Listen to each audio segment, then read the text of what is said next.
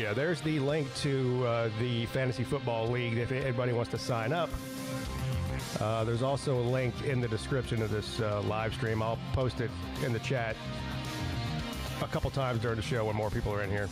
But I'll sign up after the show today. I haven't signed up yet. I did click the link and make sure everything worked, and I saw that Robert's signed up, and it looks fairly easy. Like, you just click join the league, and I guess you make yourself a profile, and I guess that's it. So there you go. I'll sign up after the show.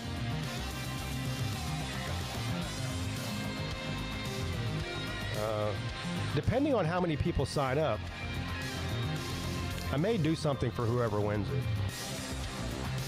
I may give away some kind of a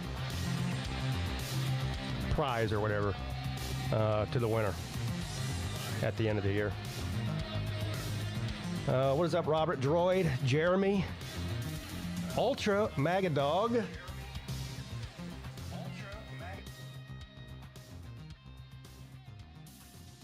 Get rid of that echo there. Anyway, guys, how you guys doing? Happy Wednesday. Hump Day. Spank. Yeah, is it professional? Yeah. It's the NFL.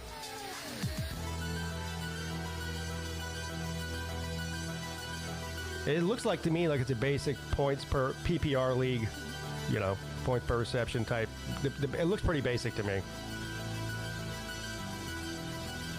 It's been a couple of years since I played fantasy football. I've taken the last couple of years off. Before that, I played every year. I'd be in multiple leagues for money. But it just took too much of my time. But anyway, it's been so long since I played. I know you. I forget how many of each position you pick.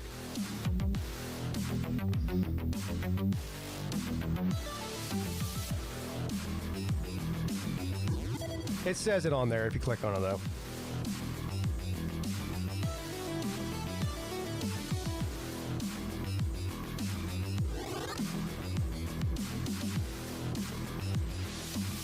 As you can see from the title of the stream, no news is good news. If you're a team right now and you're in the news, chances are not for a good reason. Yeah, you can ask Oklahoma about that right now. Apparently, Oregon has suspended indefinitely one of their 5-star wide receivers.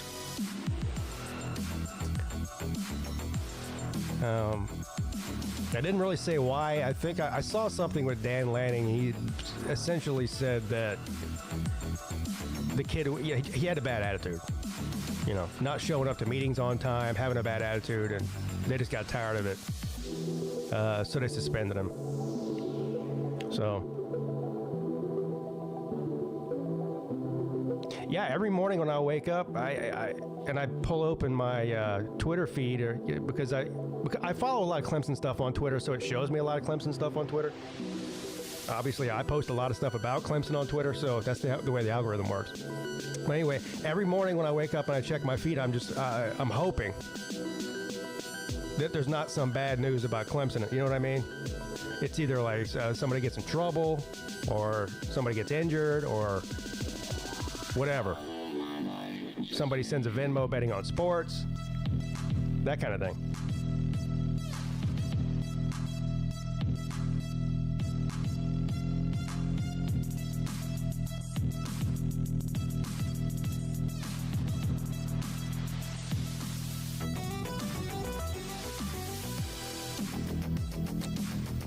I don't think anything's going to happen to John Mateer. Well, yeah, I don't think anything's going to happen to him. It's not. Well, first of all, he wasn't in Oklahoma when that happened. It's not Oklahoma's battle, right? So they're not going to get in trouble later down the road with some sort of punishment from the NCAA. He's going to be out of college football by the time they even try to do something to him, so it won't affect him. So I just don't know how you... Now, I suppose Oklahoma could discipline him as a show of good faith and say we're suspending him for 3 games or whatever it is. I just don't see the NCAA doesn't do anything fast enough, and I don't really see how they can prove that he was sports betting. I mean, a Venmo with a message on it is not proof. The only way they'd really be able to prove this is if the other party involved admitted to it. Whoever he was paying said, oh yeah, that was him betting on the game and he paid me. I was his bookie or whatever. But I don't see that happening either. You know?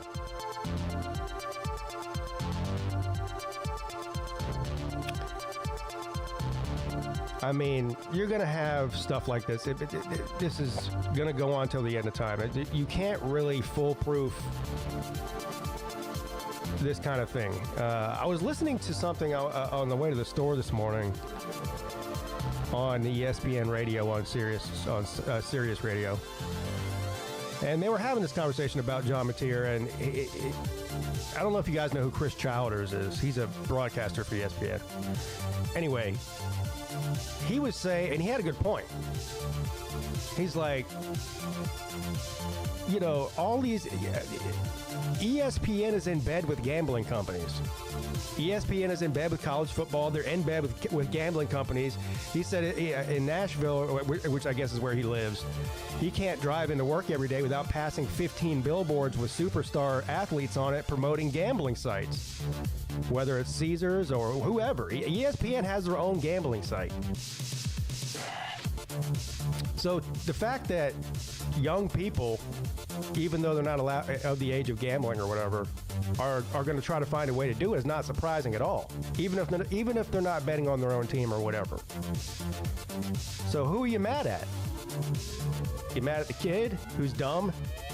Because I can guarantee you, when I was 18, I don't know how many dumb things John Mateer has done in his young life, but I did a lot of dumb shit. Way worse than gambling on a football game. Way worse. So I'm not one to judge, and obviously I gamble myself, so I definitely not judging for that. But it's going to get the gambling problem in college athletics by college athletes. I bet you it's way more prevalent than anybody knows. He was just dumb enough to put on the description that it was for a gambling debt. But for every idiot like him, there's 100 smart ones who do it on the low and never get caught. You know what I mean?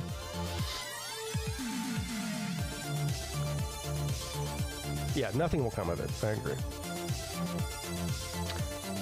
The Braves are terrible and water is wet.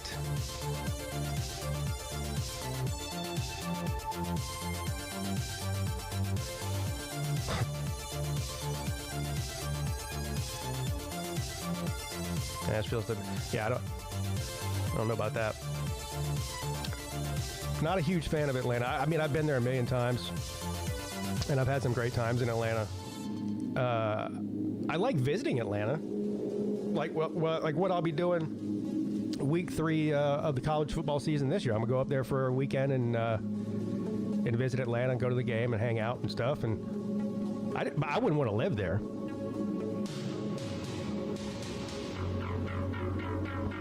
At least we're not the Rockies. What are the Rockies? The Rockies have the worst record, where they used to. I don't know if they still do. They had the worst record in baseball a couple of months ago.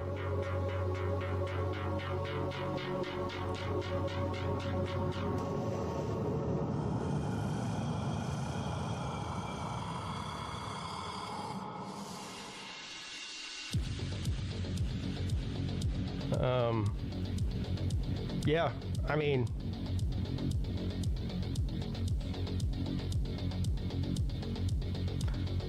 yeah, the betting with the friend thing. I mean, I don't know how you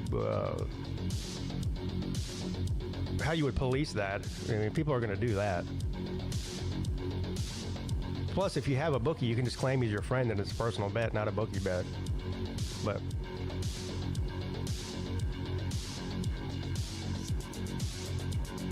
Yoda, do you live in Atlanta?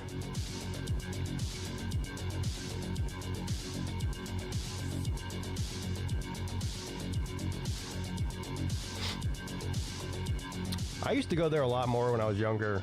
A couple of my friends moved to Atlanta after we got out of high school, and of course I stayed in South Carolina. But we would go up there for the weekend, and I got some stories about Atlanta, man. Circa like 2003, like 23 years ago. Back when Peete was Wild Peete, you know. Yeah, Zona, man, why don't you move to the East Coast, man? You got to get out of that damn desert you're living in. What are you doing?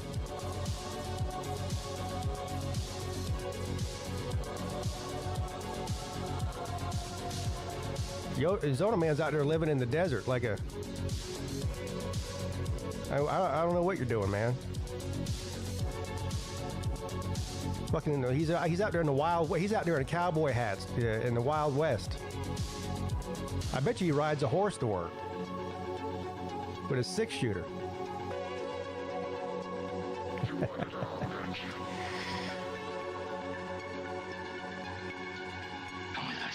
Come with us before he kills you.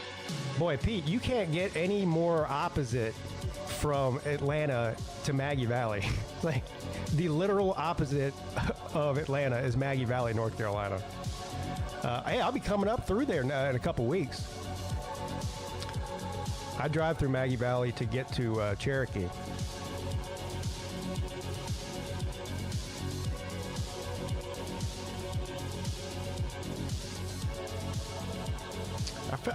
Shit, now I'm going to forget. Pete, I think I've asked you this before. But when we went up there a couple of years ago for our family vacation, we got a cabin up there in Maggie Valley. Anyway, there's not a lot to do. I mean, Maggie Valley's tiny, so there's a couple of little restaurants or whatever. But we wanted to go out somewhere different than the 2 or 3 restaurants that are in Maggie Valley. So we drove into, what is the neighboring town there? The opposite direction of Cherokee, so south, I guess. It's kind of between Asheville and Maggie Valley. Waynesville. Yeah, thank you. So we went to Waynesville, and there was this brewery there, and now I can't remember the name of the brewery. But, oh my God, the food. I would drive 3 hours to go to Waynesville just to go eat at that brewery we ate at.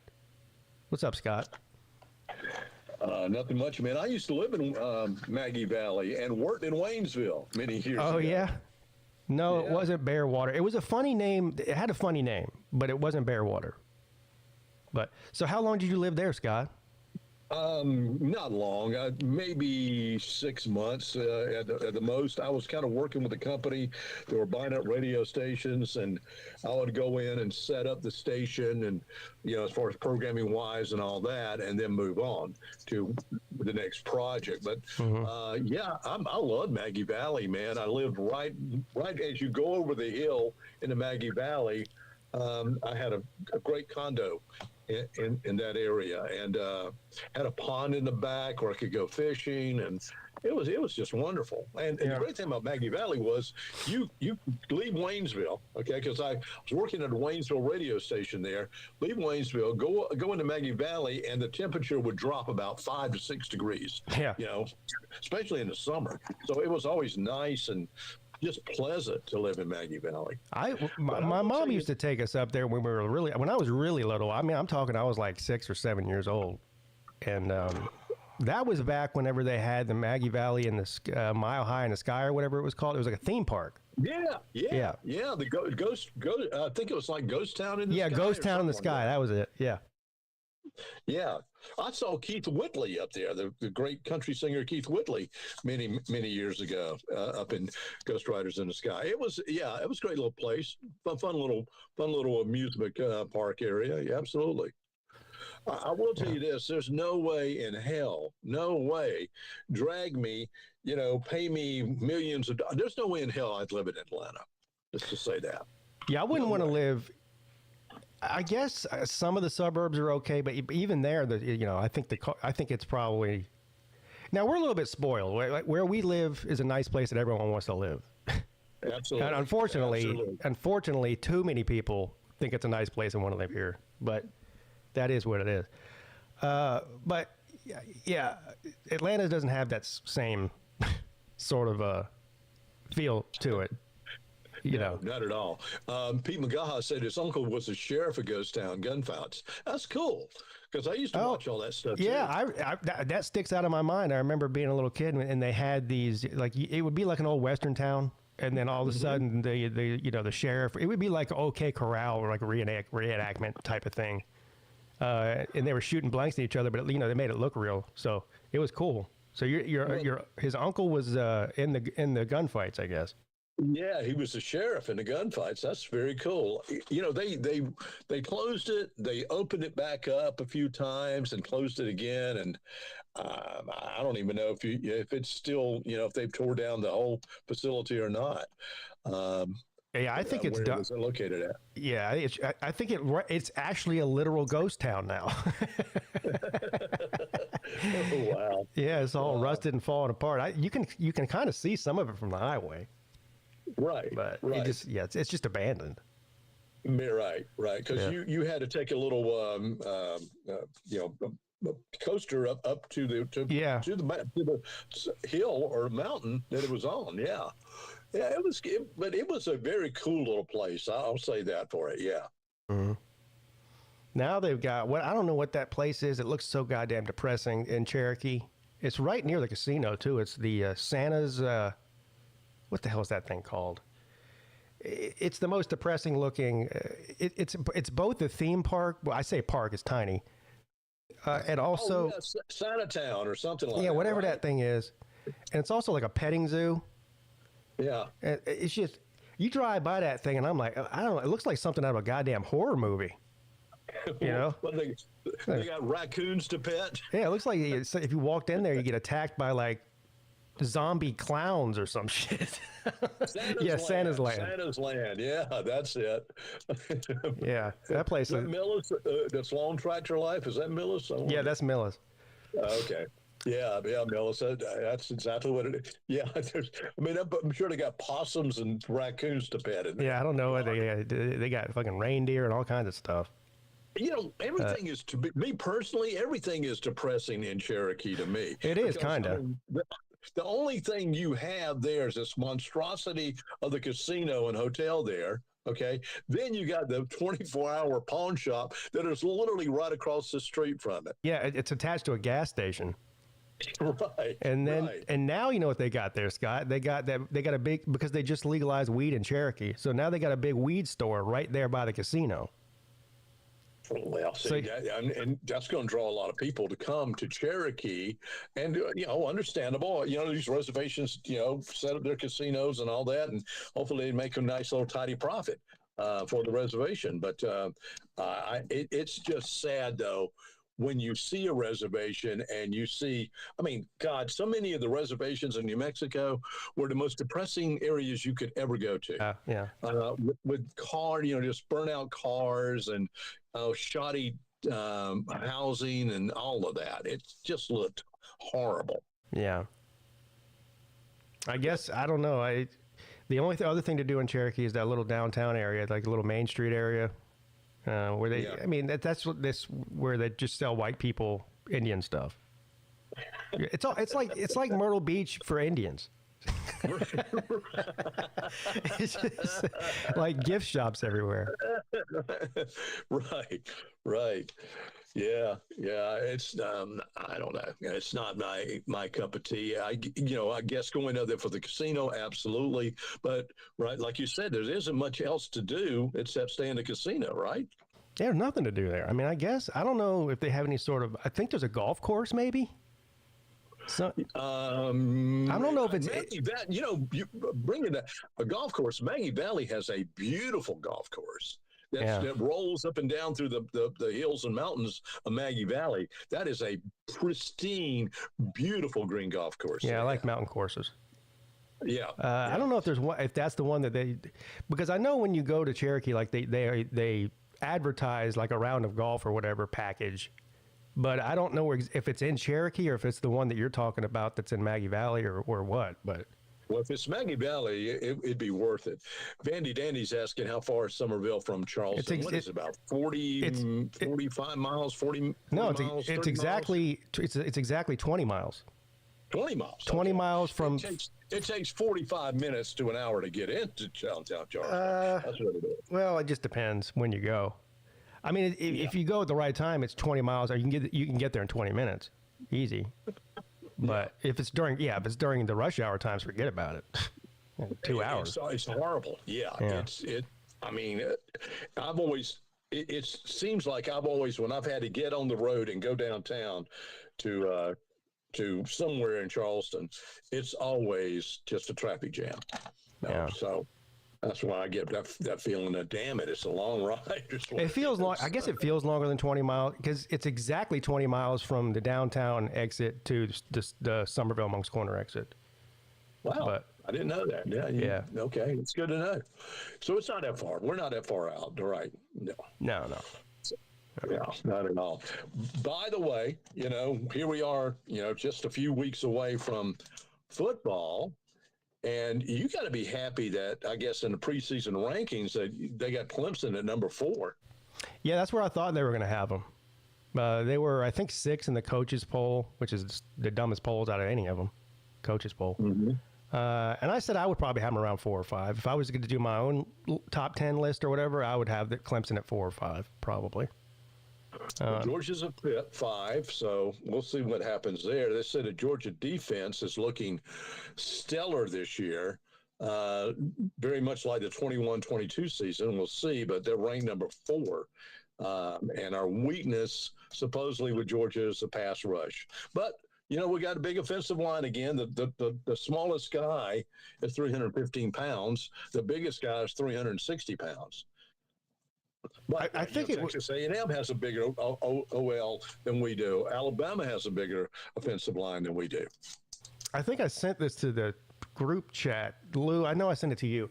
I'm pretty sure it was Josh Peete did his top 4 or 5 quarterbacks coming into the year this year in the country. Mm-hmm. Yeah. Now, who do you think he would have at 1 and 2 and 3? Like anywhere in that top 5? I mean, name some names. Well, Arch Manning, I would think. Yeah, I don't think he was on it. He's not on it, really? I don't think he was on it, no. I'm going to see if I can find it. I know who 1, 2, 3, and 4 were. And he had, here we go. Yeah, okay. Yeah, this is, according to Josh Peete, top college football quarterbacks 2025. Number 1. I'll start at 4 and go backwards, because number 1 is ridiculous. Number 4, Lenora Sellers of South Carolina. That's not okay. Well, good for South Carolina. He's a pretty damn good quarterback. Yeah. Yeah, I'm high on him. I think he's definitely a top 10 quarterback. So number 3, Cade Klubnik. Okay, fair. Okay. I think he's going to be anybody's top 5 list who's going into the season. Number 2, John Mateer, the guy from Oklahoma who just got caught gambling. Now, what has John Mateer done? Really? I mean, I know. I guess if you look at his statistic line at Washington State, it's not bad, but whatever. Number 1. Yeah. DJ Lagway. What?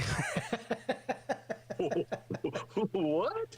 That's what I thought he was trolling. Florida? Maybe he is DJ trolling. Lagway? That's what he says. Oh my God! Really? Yeah.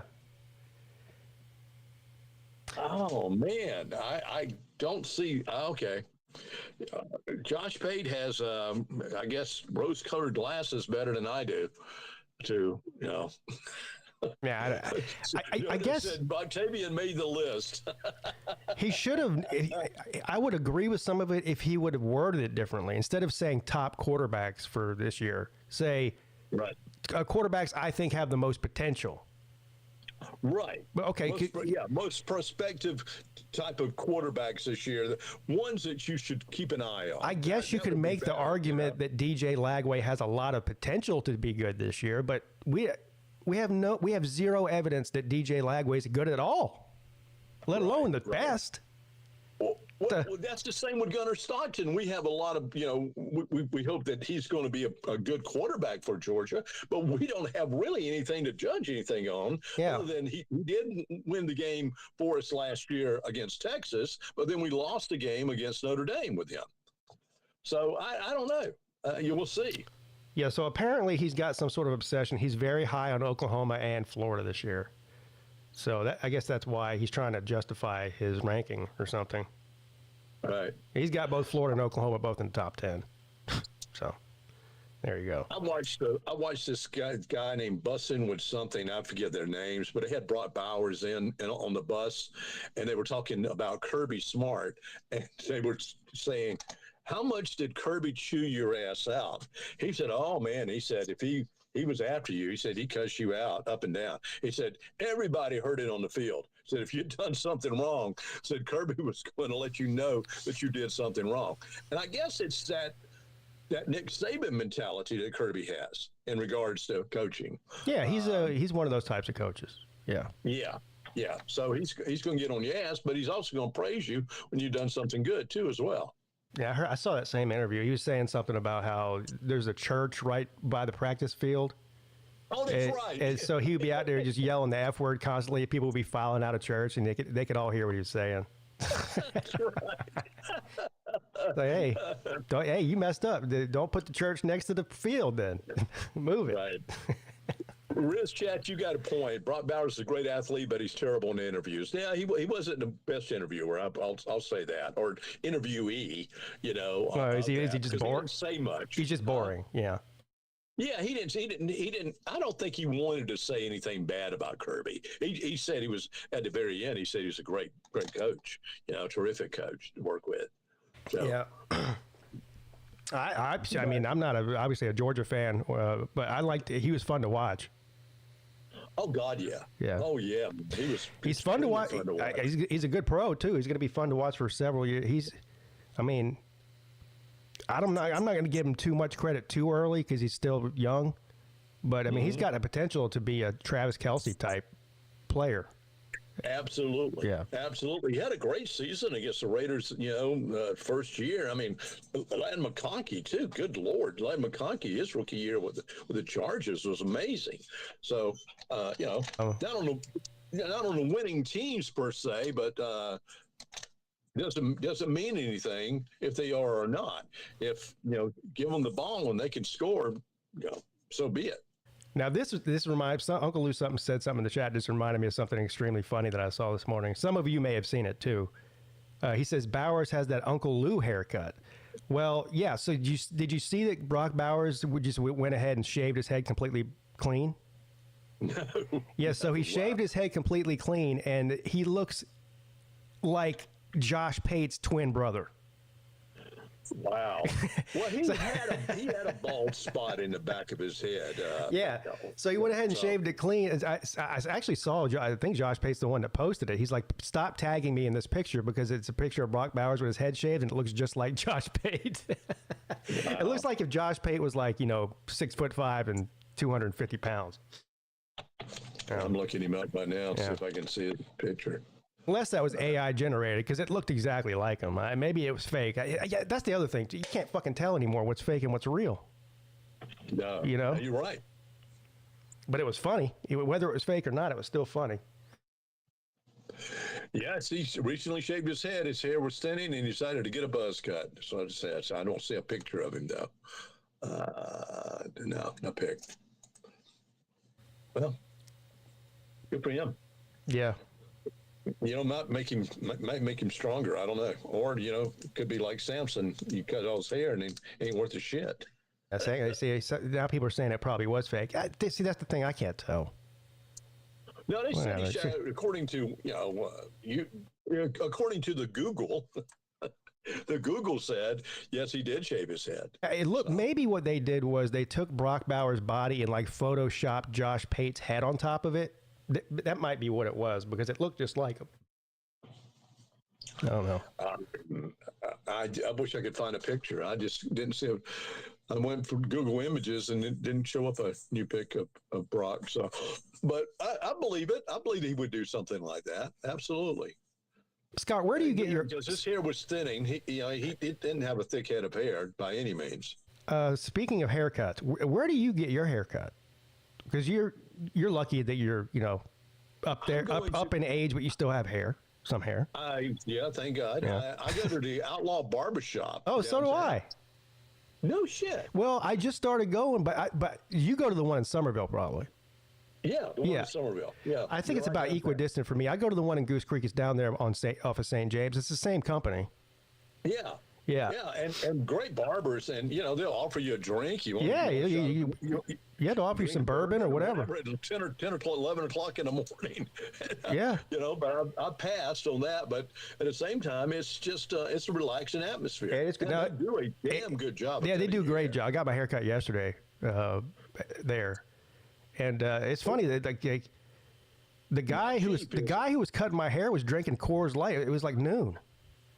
He was drinking Coors Light while he was cutting my hair. It's not cheap, though, is it, Pete? Oh, God, no. It's $45 plus tip. Yeah, 45 plus tip. And that's just for a cut. Mine was, absolutely. Yeah. But yeah, they do. But they're good. Go ahead, I'm sorry. No, they're good, though. It's worth $45. I mean, you can go to some shitty, like, fucking super cuts or whatever, pay $30, and then your fucking hair looks terrible, Yeah. I used to go to a place called Buddies, and it's an old school barbershop. It's off of Ladson Road, but it's a long haul to get over there. And I mean, but they only charge you $15 to cut your hair, and you were up to, okay, who's up next? Okay, so you could be a rotating person and not get the same guy unless you wanted to wait on the same person. Yeah, see, I get the same guy every time because Hank is his name. Hank from Miami. He's cool. But yeah, so you go on the app, you probably do the same thing, or you go on the website app or whatever, and just pick your barber, pick your appointment time on what day, and it's easy instead of having to go and sit and wait in line. Yeah. There's a guy named Barron that I go to, and he's part-time there. He's a minister of all things, but he works on Fridays. But he's a really good barber, good guy. Yeah. But Milton's is asking, any news from Hell's Angels Bar and Grill? I don't know. I think they're gearing up for football season, with their 26-inch black and white TV. I'm sure that's the Hell's Angels get their haircut at the Outlaw Barbershop too. I'm sure. I'm sure they do. Yeah. Thank God I've said Hell's Angels Bar in Goose Creek, because the Hell's Angels compound is actually in Ladson, I think. Yeah. Is where it's at. Yeah. Yeah. So if they've ever heard me talk about them, that I've given misdirections of it being in Goose Creek. Well, that bar, the bar that they used to all hang out, that I told you that story, I went there that one time. Yeah, I guess it was called Spanky's, I think. Was that the name of it? I think it was there for a long time. I mean, it was there since I was a little kid all the way till, well, when I went, I was 30, what year was that? I was like 34, 35 years old. It was back in like 2014, maybe. That's when I had my bike. Mm-hmm. And it was still open then. I don't think it's open now. But I guess it was technically in Goose Creek. It was right there by Stratford High School and all that, by a Crowfield. Right. Yeah. Probably the safest damn place to drink if you in a Hell's Angels bar. I mean, unless you're an opposing, MC, so I don't think you'd have any problems. Yeah. Well, they ended up liking me, but I told you when I walked in, because I didn't belong there, and they knew that. But I just saw, I saw 50 motorcycles in the parking lot, and I'm riding by on a motorcycle. I'm like, stop here and get a drink. See what this place is like, I walk. They didn't bother you, did they? No, I got some weird looks when I walked in. The bartender looked at me like, "What are you doing here, dude?" And then I ordered like a round of shots for the people at the bar, and then they took a liking to me because I didn't give a fuck. Yeah, you have to if you're dealing with Hell's Angels. I mean, they normally. The rule is they normally don't bother what they call citizens. No. Okay? No, they won't bother you. So. I mean, if they would have asked me to leave, I would have left. I'm not stupid. But, right. Hey, this is a private bar. You know, you don't belong here. But they just thought it was funny that I just wandered in there and didn't give a shit. So they liked me. I never went back a second time or anything. I wasn't going to join a fucking biker gang or anything. But anyone's going to take the chance of, okay, maybe they won't give me the warm welcome that I got the first time. Yeah, who knows? No, but we got to talking about stuff, and then I went out in the parking lot with a couple of them, and they were showing me their bike. You know, they were all proud about whatever their newest upgrade to their Harley was, and they were out there showing me. I had no idea what I was looking at. I'm like, oh, that's cool. Yeah. Nice. Yeah. Oh, that looks great, man. That was great, man. That looks really cool. Yeah, that's terrific. Absolutely. Just agree with them. No issues or problems. No, I've never dealt with. No, I take that back. I have dealt with Hells Angels one time. They had a motorcycle rally. Was it a motorcycle? Yeah, I think it was a motorcycle rally at Exchange Fairgrounds. Okay, Lousville Exchange Fairgrounds. It was a guy advertised about his rally, but the guy was a roofer, did all the roofing in Kiowa Island and all that. So he's making damn good money. Yeah, probably making bank. He put his rally together, and Hells Angels had set up a little a booth right beside me, and my dumb ass, okay, goes over and says, "Hey, wonder if I could buy one of the patches or something like that from you guys." And this guy would look at me like, "Man, you can't get a patch from us. You know, you have to earn that shit." You know, and on and on and on and on and on. I said, "So what are you selling here then?" And he had a poster from like 1968 or 69 that had Janis Joplin and someone else, and it was Fillmore West Auditorium in San Francisco, and it had a Hells Angel with his old lady on the back, a picture of that. I bought it. just a piece of guy.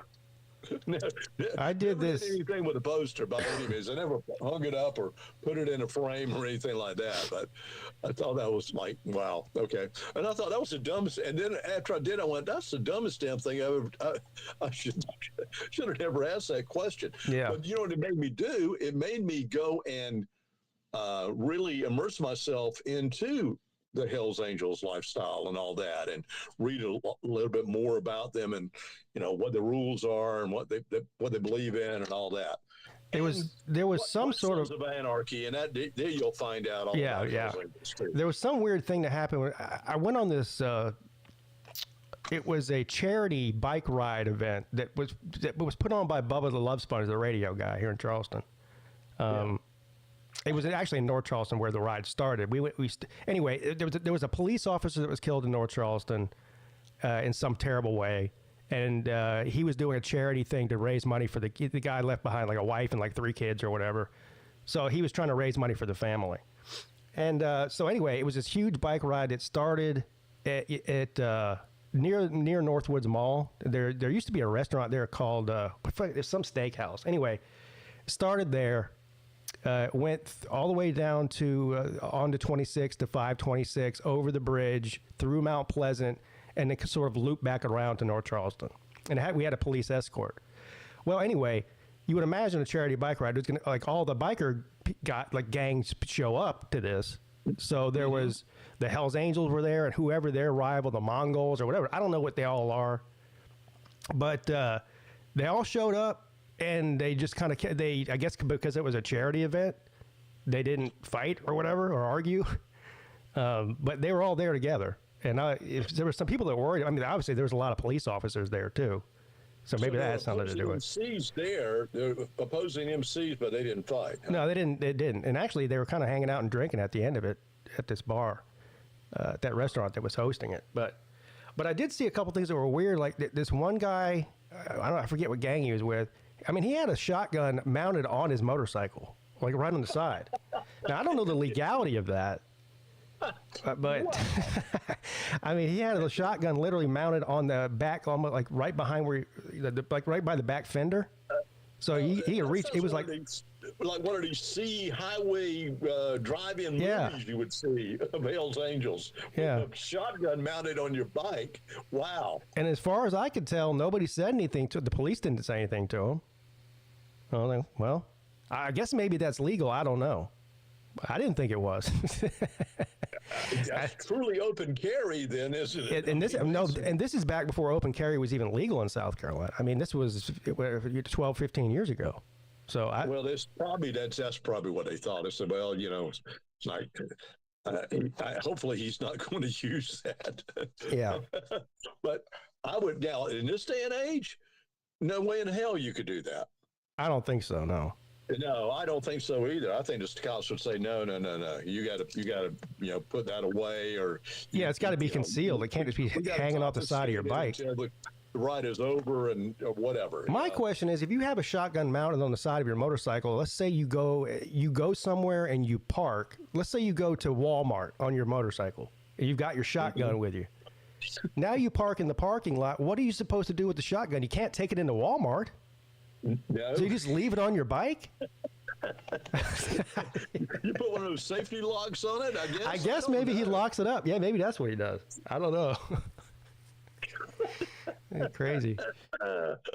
Yeah, I mean, even if he's riding, even if he's like going on a trip, he stops at a gas station and filling up, and he goes inside. That it's still sitting there. Yeah, right. And in this day and age, someone's going to take that shotgun. Right before the show started, Nature Boy sent me this video that he found on, I think it was on Reddit.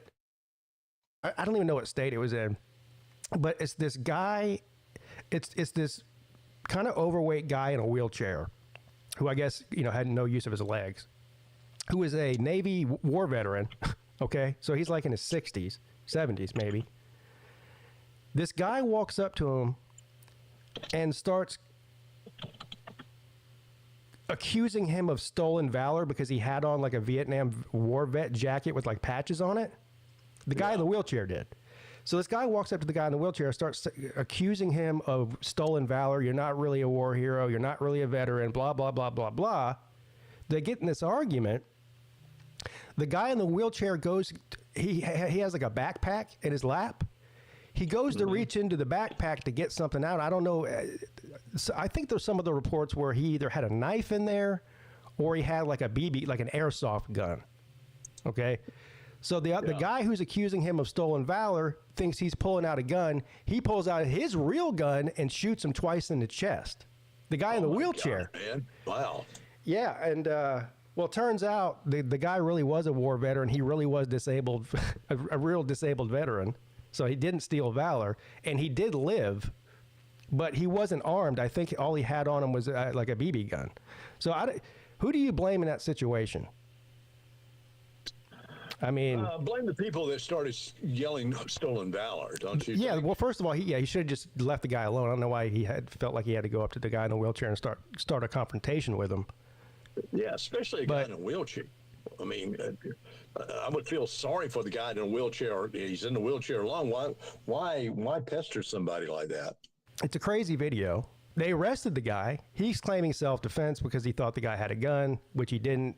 But on the other hand, I don't know if you've ever seen these airsoft guns, Scott. Some of them look like toys, like bright colors, but some of them look exactly like a real gun. I mean, Glock makes airsoft guns they sell in Walmart. They look exactly like a 9mm Glock. I've got one like that. Does it have a red tip at the end of it? It looks like a real damn gun, man. Yeah. Except for the actual at the very end, it's got a small little cylinder there. But yeah, I have one of those. I have a pellet gun, and it's one of those pump up pellet guns, but it's really, really nice. It's in a damn it's in a big case, and I have not used that in forever. But it looks like a real damn shotgun. Yeah. Yeah, I only have one gun in the house, one real gun. I have a 38, with hollow point bullets in it, and are those illegal now? Are those legal? No, yeah, they're legal. They're legal? Yeah. Well, I only got 6 shots to kill somebody, so. So you got a revolver? It's a 38 revolver. Yeah, it's like, no safety on it, just boom, boom, boom, boom, boom, boom. Yeah. I mean, that's fine. Just if you're using it for home, to protect you and Holly, that's all you need. That's exactly. I mean, if you have to shoot more than 6 times, you got bigger problems. Right. Yeah, I do.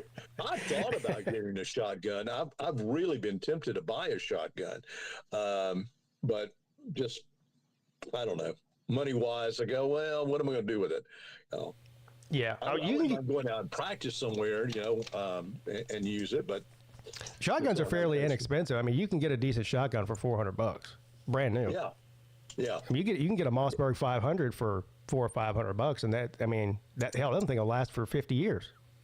Yeah, exactly. And most shotguns do last for a long, long time. Yeah. So, but my dad had a 12 gauge, and I have no idea whatever happened to it. And I had my grandfather's 22 rifle for a long, long time, and I don't know what I did with it, but whether I sold it or, gave it to somebody or whatever, but just don't want to carry it no more. Zona Man says he needs an RPG for home defense. Is that a rocket-propelled grenade? Hey, it might be a little bit of an over. You can blow yourself up, dude. Is that neighborhood that bad where you live? Yeah. Yeah, well, it's rough out there in Arizona, isn't it? Damn. I'm looking at shotguns on motorcycles. There's one here where a guy's got like twin Gatling guns, machine guns on his bike. I mean, that's FAFO, okay? That's fuck around and find out. God, works. Well, here's the expert in guns. Here's Slim Shady Canes, everybody. I'm not sure if I'm an expert, but I've been around a few.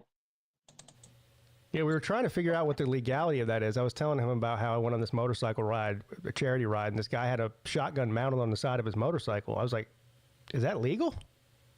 Yeah. It is? There's a guy that runs around here that's got a Browning M2 machine gun mounted in the back of his Jeep. The fuck? I mean, I'm fairly certain it's decommissioned. But okay. Well, that's different. If it doesn't work, it doesn't work. But I mean, I'm not entirely sure that it doesn't. Well, I mean, as long as you have the paperwork on it, I'd be willing to bet the guy that has a shotgun on his motorcycle, that shotgun works. Yeah, probably. So I would think so. Yeah. Back in the day, I'm sure. Well, I remember watching all these old, like I said, these drive-in movies, or motorcycle gang movies, and they all had damn, shotguns or something they were carrying with them, a pistol or whatever, to fight and kill and maim people. Well, you used to be able to bring guns on school grounds even when I was in school, not into the actual school, but in the parking lot. You were allowed to have a gun in your car in the parking lot when I was in high school. Absolutely. Tell me what happened to the gun rack? Well, it was after Columbine in 1999, that all went away. Yeah. Not really. I mean, you have to figure I got out of school in 2006 and it was still a thing. Yeah. I don't know. Maybe it depends on where you were, but. Well, yeah. I mean, I am, out in the middle of nowhere, for lack of a better word. I mean, this is a town of 7,000 people. Yeah, let me jump right up and tell my age, but in 1973, when I graduated, every damn truck had a gun rack in the back. I know in really rural areas back in the day, because my father-in-law would tell me about it. He grew up in a small town in the mountains in Virginia. Hell, they'd bring their guns on the kids would bring their guns on the school bus because they wouldn't go home right after school. They get off the school bus with their gun and go hunting. Yeah. I'm talking about like 12 years old, 10 years old. Yeah. But see, parents, though, back in that day, I'm saying this because, I'm going back to way back when, but parents normally taught kids about guns. Yeah. And so, I mean, firearm safety used to be something taught like the birds and the bees. Every parent had that conversation with their kids. And over time, there's just been, and I think it's intentional by some people. I think it's good intentions going the wrong way with others that just look at guns, period, as something scary and wanting to be gotten rid of. Well, in my opinion, if you have children in the house and you have guns in the house, it's always better that they know how to use it. You don't want them stumbling across the gun and not knowing how to use it. That's how accidents happen. Exactly. I mean, and of course, you need to be responsible and not have, a loaded pistol or shotgun or whatever laying around the house when you got 5-year-olds running around. That's just fucking Darwinism right there. But yeah, I do. Well, okay. There's a loaded gun on my side of the bed, and especially when I was on the road a lot, I kept the shotgun loaded for my wife. Yeah. When I was a kid, that's what I could never understand about this dumb. Really, it's just fucking dumbass statement out of people. Oh, you shouldn't keep your fucking guns loaded. Like, wait, Mr. Burglar, let me load my fucking gun. Let me open my safe and load my gun. Oh, I think you should keep them before you come. I think you should keep them loaded. I don't know. I have a safe that I can open in 2 seconds next to my bed. When I was a kid, my dad and my uncle would take me hunting, and we'd go quail hunting in cornfields, and that's where I learned about gun safety and all of that. I mean, and they would let me use a 12 gauge. To shoot and all that. Of course, the bounce back I would get on the 12 gauge, especially when I was like 9, 10 years old, would like, wow, damn, this is pretty powerful. So I knew, okay, this is not anything to be, messing with. You better be, right on with it as far as safety wise, as far as using a gun. And so they taught me all that just going out every, autumn Saturday and going hunting. Yeah, so I think that's the lost. There's a lost phase of gun safety that the parents aren't teaching children about guns. Yeah, and of course, a lot of families don't have a gun at all in their house, which I think is the dumbest damn thing in the world. If you want someone to break in your home and you don't have anything to defend yourself, well, you kind of ask for it. Yeah, I mean, my mom, we didn't have a gun in my house growing up. My mom hated guns. She still does.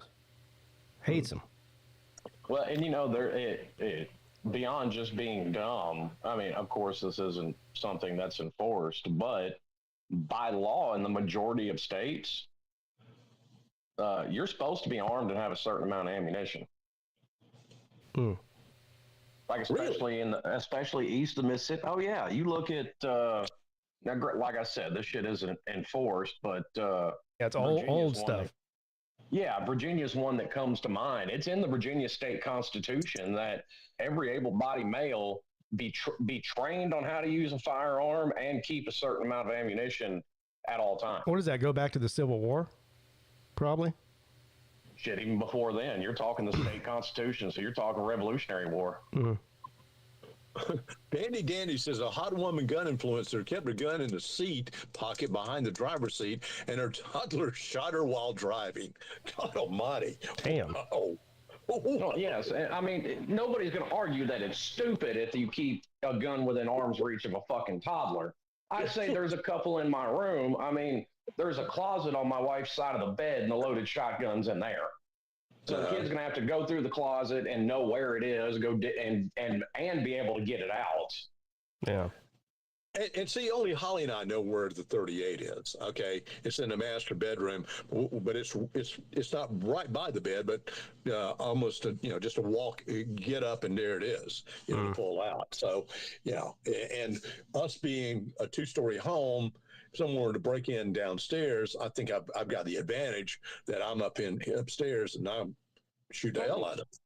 Yeah, and also like the one I've got, beside the bed, it's a Smith & Wesson Governor. I'm not entirely sure that either one of the older kids that I have can pull that double action trigger, because that's a 9-10 pound trigger if the hammer isn't cocked. Spank Mapleton says, how many times has someone broken into your house? I don't know, but I haven't been in a car wreck in probably 30 years, but I still wear a seatbelt. I mean, right. Let's see how many home invasions there are each year in the United States. Let's take a guess. Actually, my house was broken into in 2008. as a matter of fact. How many home invasions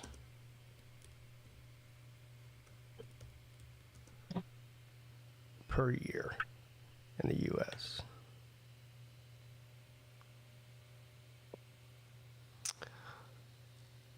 In the U.S., there are approximately 2.5 million burglaries annually, and about 1.65 million classified as home invasions. So, Home invasion is when somebody is home. That's the difference, legally speaking. I don't know what are you saying now? I said the difference between a burglary and a home invasion is it's considered a home invasion when somebody's there. Oh, so if you're not there, it's not a home invasion? It's just considered a burglary. It's just considered a burglary. Yeah. Legally speaking. I'm trying to think of the country singer that got in Nashville. He had a home invasion, and he had an AR-15, and he was upstairs. He was by himself. His family left on vacation or something, and he heard something scrambling around in the back and downstairs. Goes down with his AR-15, sees the guy, and he kind of lifts up his gun and said, "What are we doing here?" And the guy runs away, runs through his damn fence. Just tears the damn fence apart like he's super damn man. He's running away so hard. You know what's hilarious is when people get talking about those and when people get talking about the ballistics of them. Like an AR round is so fucking weak compared to a lot of the shit that I have. Yeah. Well, we all know that, but people don't understand, you know. They look at the AR-15 and they say, "Oh, scary war gun." You know. Yeah. That's what they do. Name me any gun that was not designed for war. I'll wait. Well, yeah, guns are designed to kill things. It's pretty. That's another argument I've never understood. Well.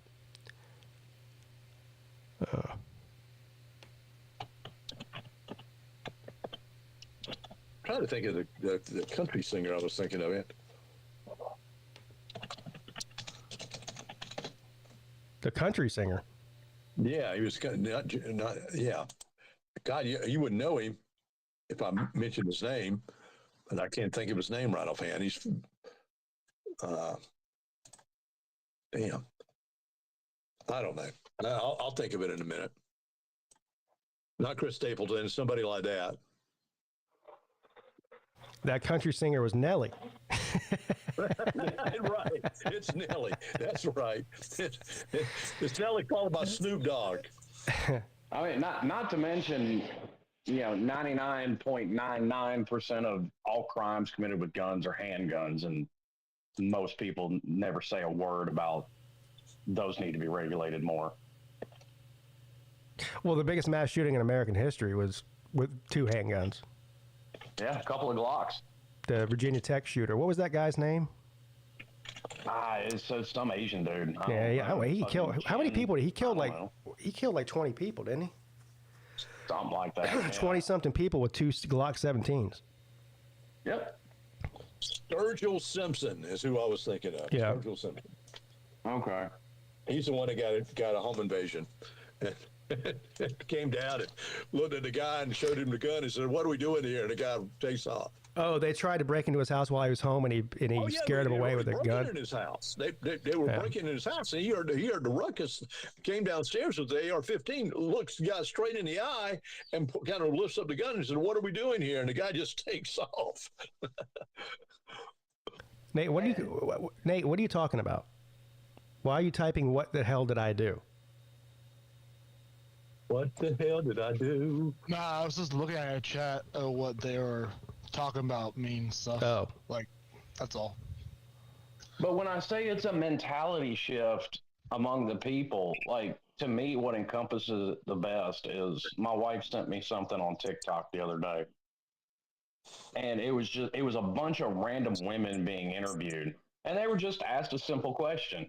I got to teach. Would you kill somebody to protect your kids? Of course you would. I'm pretty sure anybody would. Fucking all of them hesitated or said no. What? Yes. Why?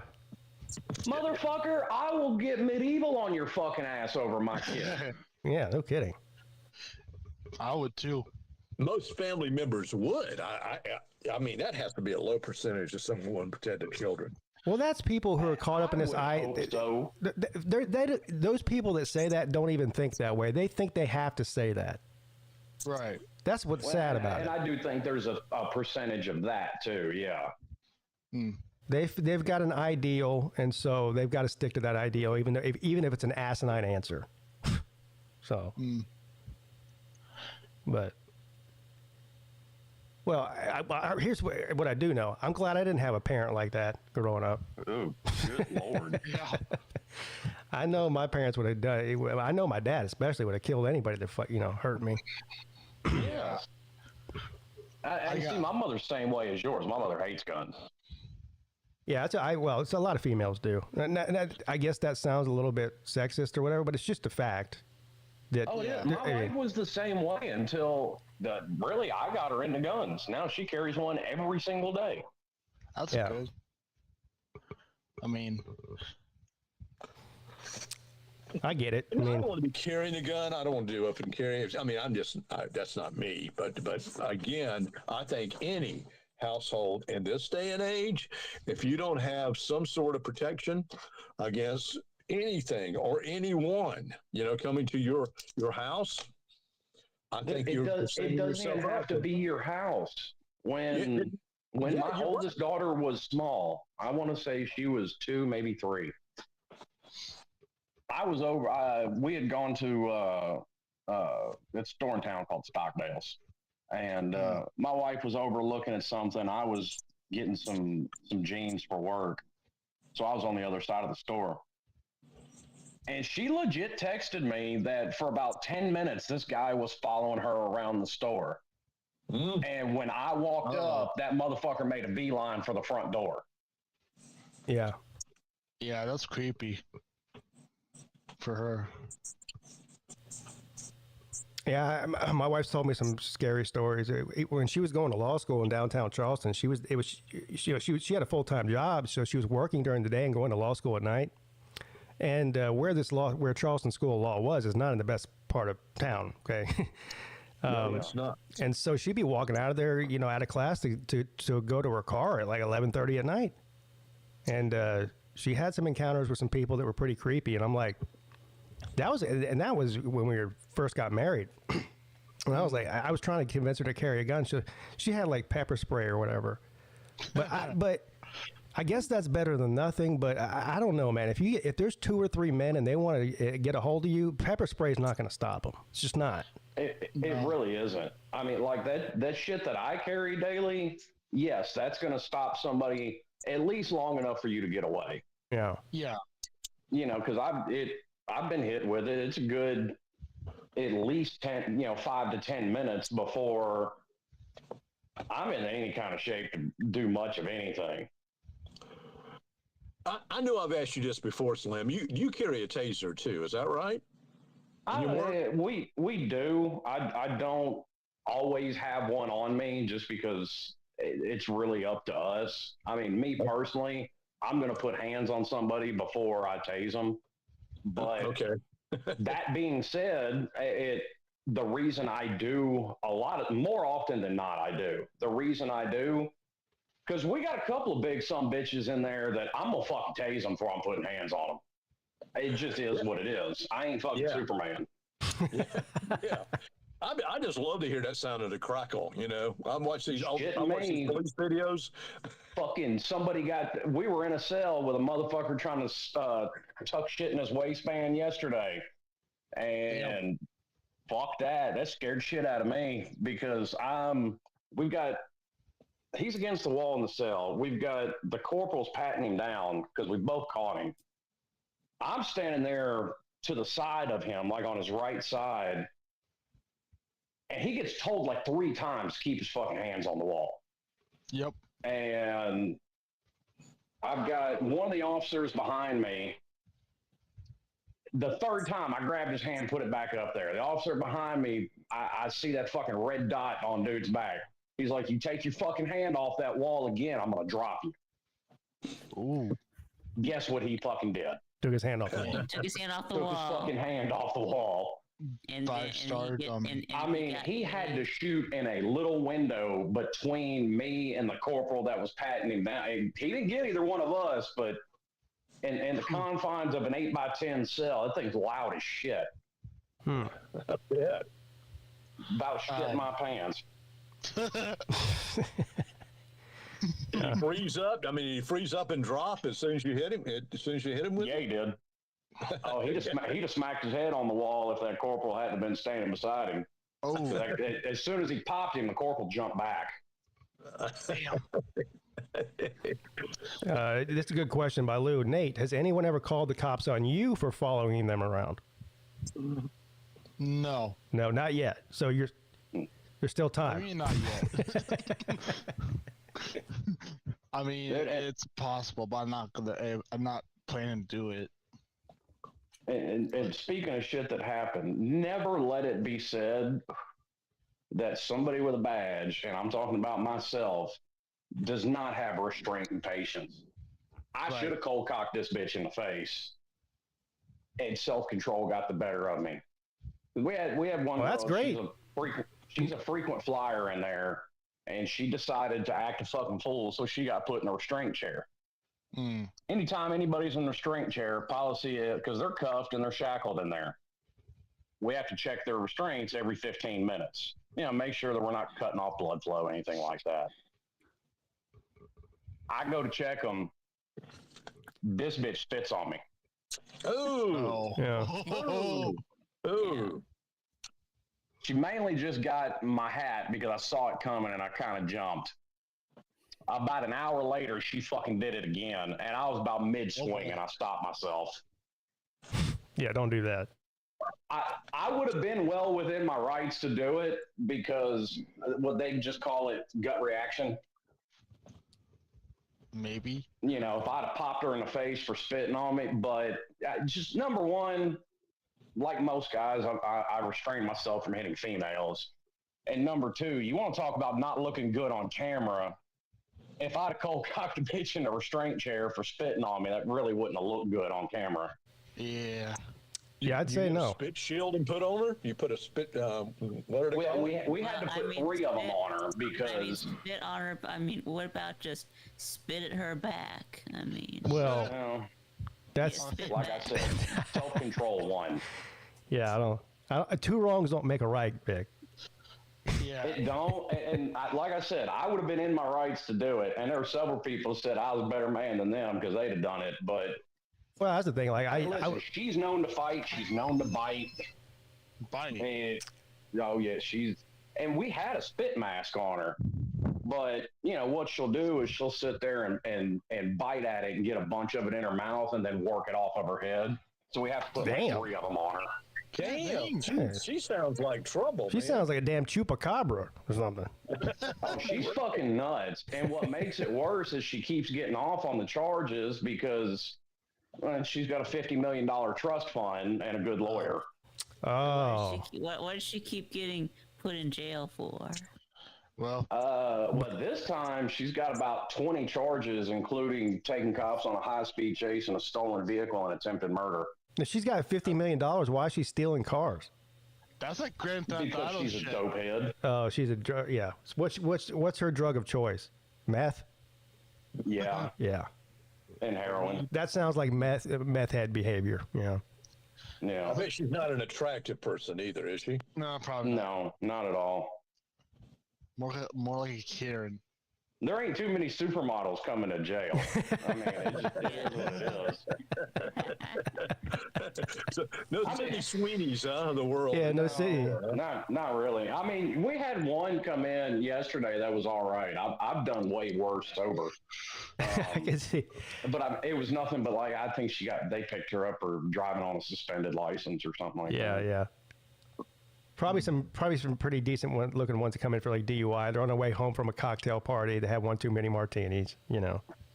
Well, I mean, if you clean them up, they probably look decent. But normally when they come into jail, they're a hot mess. Oh yeah. Yoda asked me, am I looking for women in jail?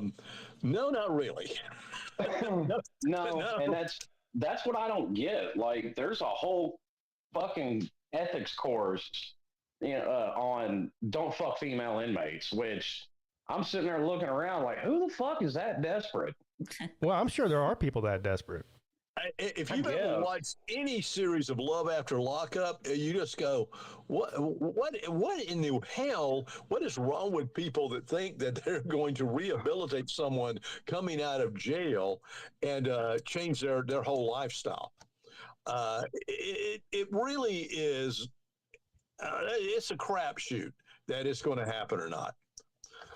So, Yeah, I mean, you got these crazy women that fall in love with guys that are in prison that are famous that they've never met.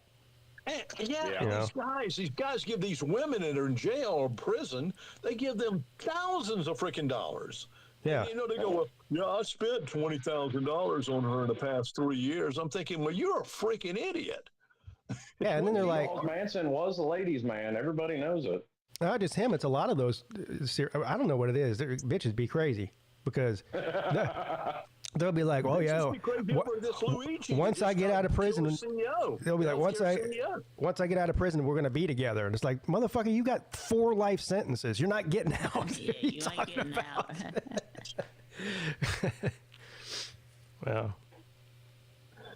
Yeah, like I said, what is his name? Luigi, the guy that shot the CEO. Luigi Mangione. Mangione, yeah, Mangione's. He's probably getting all kinds of women. Yeah. That's a crazy. He's probably getting more action than he did when he wasn't in jail. Yeah. Wait, is that trial started yet? I guess not.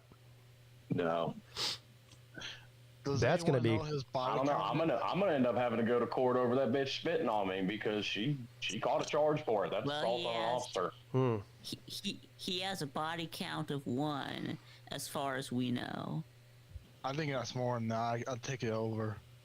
Actually, I got to go to court twice because that same day, somebody got brought in that was so fucked up that he left the straw he was snorting coke with in his pocket. And even the arresting officer missed it.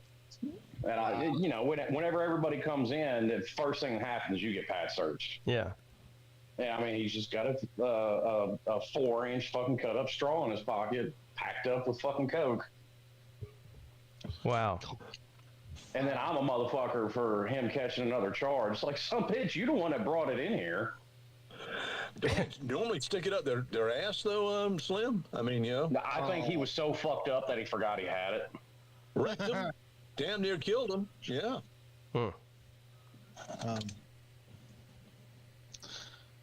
I've only had that one guy that, so far that was trying to hide some shit up his ass, but I mean, I don't think he wanted to cop to it because he didn't want to catch a charge. But now listen to this.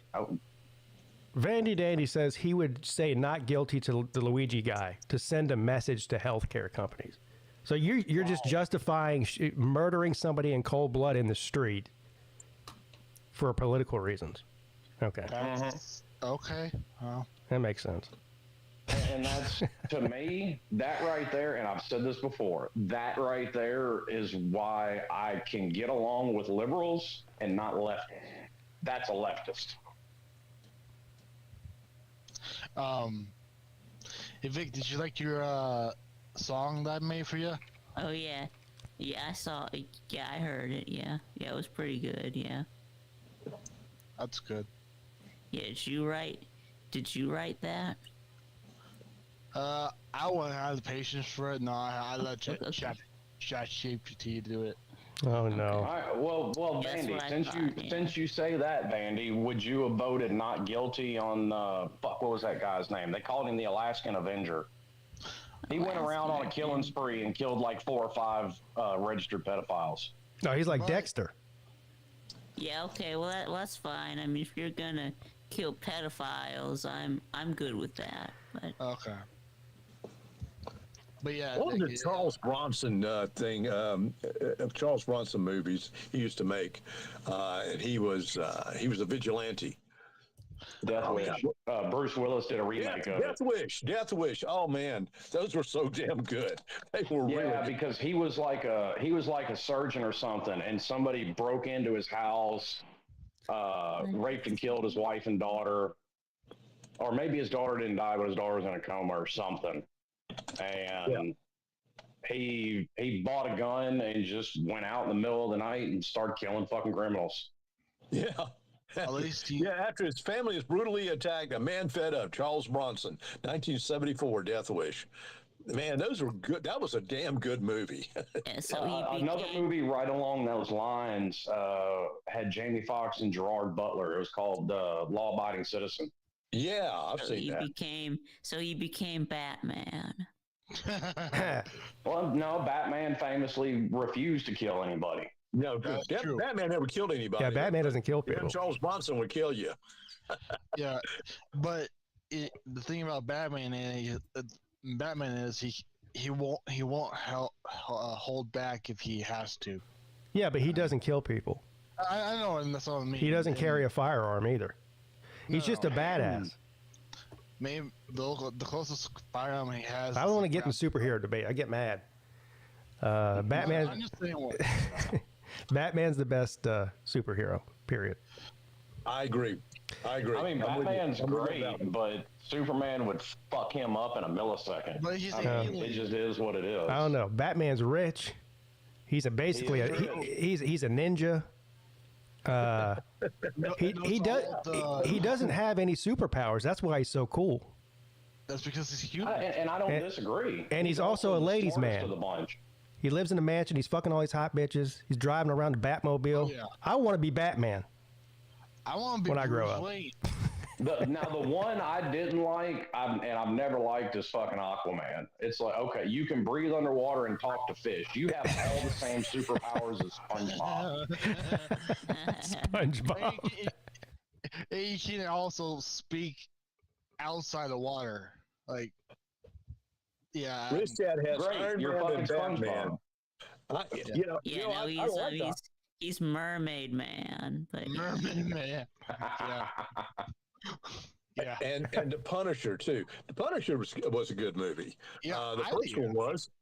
See, the first Iron Man was a great movie. If they had kept, I think it was. Oh fuck, what was his name? Was that Thomas Kane that did it in the first one?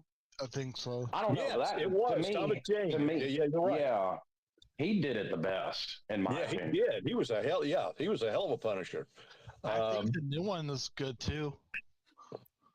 The newest. I haven't seen the one in the series. Now I've seen that actor and other stuff, like he was in that movie with Ben Affleck, The Accountant too. Yeah. I think he's a good actor, but I haven't seen the Punisher series that he's in. It's all right. It's okay. But I thought the Punisher movie was really damn good. Well, it came out right along the time before Marvel was a big studio, like right around that same time as the original Blade movies, and those are fucking awesome. Yeah. Yeah. I haven't seen Blade movies in a long time. Oh, those are great. I'll tell you a mob movie if you've never watch it, and it's an older movie called Kill the Irishman. Have you ever seen that? no. I think I've seen part of it. I haven't seen it all the way through. Doesn't it have Liam Neeson in it? No. You're thinking of oh God, what's the guy's name? His name is Ray Stevenson. Okay, that's the Irish. Okay. It's got Vincent D'Onofrio, Val Kilmer's in it, Christopher Walken's in it. Okay, I know what you're talking about. Yeah. Ray Stevenson. Sad that guy passed away. He was a great actor. He But was. he's really good in this, and it's based on a real true story about the Cleveland mob back in the day. Well, a movie along those lines that I thought was really good, and to me it was underrated, was The Town with Ben Affleck and Jeremy Renner. Very good movie. Absolutely good movie. I don't know if I've ever seen that. Bank robbers. Yeah, it's basically about the Irish mob in Boston. And then Robin Banks. Yeah. What about the movie Kingsman? Or the Kingsman series for the movies? Yeah, I've seen them, Nate. I'm not saying they're good. Just You're not saying they're good. You're just naming a random show. Hey, you guys ever seen that one really shitty show that nobody watches? Well, back to superheroes, I'm with you. I thought that Christian Bale was fantastic as Batman. Oh, I wanted to. Yeah, Michael Keaton's the best, and anybody that says different is a dirty commie. I like Christian Bale too. Well, the first one. Yeah, I think that's the only Batman I've seen is the Christian Bale. That's the only one you've seen. Yeah. You haven't. I like the Dark Knight, the one with Heath Ledger as the Joker. The other two, the other two, the Batman Begins and the Dark Knight Rises, as far as the story, are the dumbest fucking things ever made. Yeah, I've only seen Batman Begins and The Dark Knight. Yeah. wow. Well, the Dark Knight Rises was kind of a dumb movie, but I will tell you this. I mean, the one with Heath Ledger as the Joker and Christopher Nolan directed that movie. That was a hell of a damn good movie. That was Great a movie. Yeah. But then they come out with the Dark Knight. I memean, that series is a fucking shit sandwich. You got fucking turds on either end of it with your meat in the middle. I disagree. I like the origin story, the Batman Begins. I think Tom Hardy played a great villain, but at the same time, it was really far-fetched. It was way out there. It's like, hey, I kidnapped this scientist, built a nuke. It's going to blow up in 6 months. Toodles. All right, that one, dumb as fuck. That one wasn't great, but the other two were. The other two were. I like Batman Begins more than I like The Dark Knight Rises. I will say that. It wasn't Dark Knight Rises the guy where like the guy shot all those people at a movie theater. I think so. Yeah, in Colorado, yeah. Yeah. Heath Ledger was a great Joker too, I think. Yeah, but Vic, you haven't seen the old Batman. You haven't seen Jack Nicholson as the Joker. Come on, man. Oh, that's amazing. Or Danny DeVito as the Penguin. Listen, I think Heath Ledger is great. I think Heath Ledger was a great actor. I've seen plenty of movies of his that I love. Jack Nicholson is a fucking legend. Yeah. I mean, not only that man's partying on a fucking yacht with like 20-year-olds for his 80th birthday. That man's damn. He's gonna have a heart attack. But you know what? Only Jack Nicholson and maybe a couple other people can get away with shit like that. If you want to watch some bad Batman movies, Vic, that are older, go back and watch with like Arnold Schwarzenegger, some like Mr. Freeze, and with George Clooney, George Clooney Batman. I'll say this: I do think Val Kilmer's face fit the costume the best. I will give him that. Yeah. But yeah, that was when Joel Schumacher took over the fucking because the first two were done by Tim Burton, and then Joel Schumacher took them over for Batman. Yeah. What was it, Batman Forever and Batman and Robin? Yeah. Oh, Batman and Robin was horrible. Like Tim Burton is a fucking legendary director and has done tons of great shit, and I really like the dark tone with those two, and that's why part of the reason I like The Dark Knight Rises and I kind of like Batman Begins because they're kind of darker movies, and I think it's better for Batman. Right, I agree. Tim Burton is his wheelhouse, because the second series of Wednesdays come out, and that's really his wheelhouse, man. He's so good at that stuff. I saw the first season. I haven't started watching the second one yet. Have you? Yeah, I watched, and they give you only 4 episodes. And they do that bullshit. September 3rd, offering the rest of the episodes.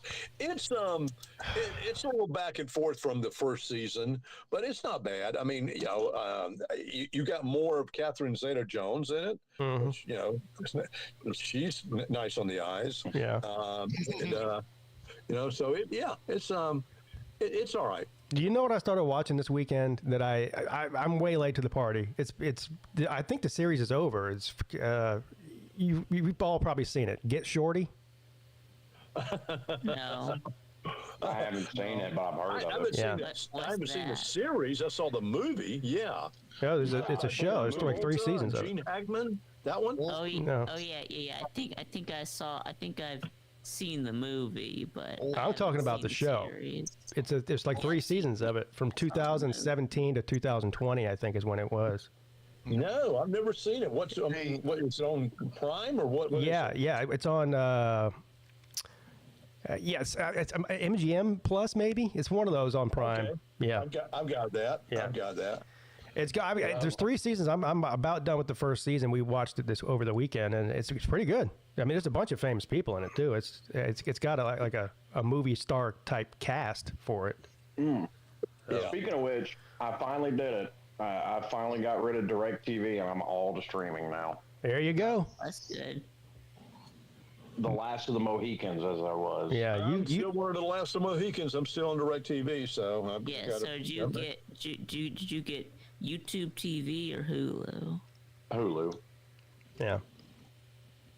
I got Hulu and Hulu Live TV, Disney Plus, ESPN Plus, Max, and Paramount Plus, all for $10 less a month than what I was paying for DirecTV. Yeah.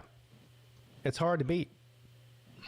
You got all the same stuff I've got. Plus, I've got some extra things like Apple Plus, I think. I don't know. There's a couple more extra ones. I don't have that. I don't have Apple Plus. They've That's got the only some. one I'm The Apple really Plus missing. has some really good shows on there, though. I'll tell you that. Yeah, I don't have Apple Plus. I'm not trying to say like is DirecTV not any good or just too expensive, or It's going It's not even that it was expensive. It's when after the tornado, I got my roof redone, and instead of putting holes in my new roof, I put the satellite on the ground. Yep. oh Yep. Well, same shit. I guess I bumped it with the lawnmower or something because it's fucking up. Well, now they want to charge $100 just to send a tech out to my house. I told them you can have a big old glass and go fuck yourself. I was just asking because I used to have DirecTV. But Well, I'm gonna be honest. I had 500 channels, and I might have watched 10 of them. Yeah. Yeah. Yeah, I know. That's the bad thing about it. I don't even watch. With Hulu TV, I've got the 10 channels I watched and probably 50 more. I haven't counted to see how many it is, so whatever. Yeah. I was just curious because I mean, even though there's 500 channels, I just watch most like